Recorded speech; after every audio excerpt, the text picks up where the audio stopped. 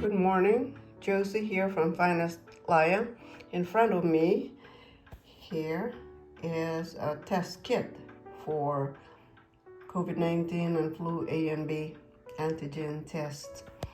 I have this horrible cold and I thought of testing myself to see if I am positive for this virus infections.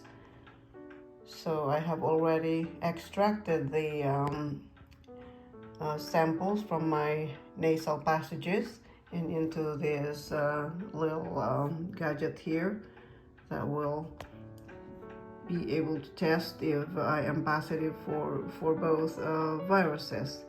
And I have about 10 minutes left now, so we'll see if I am sensitive to this test. We'll let you know. So after 15 minutes, it looks like I don't have any COVID or flu, so hallelujah, thank you. It's just a common cold and I have to take care of myself. Drink a lot of water, drink Laya tea, and rest. That's all one needs to get back the strength. So here you go. This is the Laya tea that I mentioned earlier that I drink for my colds. So it consists of, there's a little bit of brown sugar there, but the main ingredients are ginger, turmeric powders, and orange peel.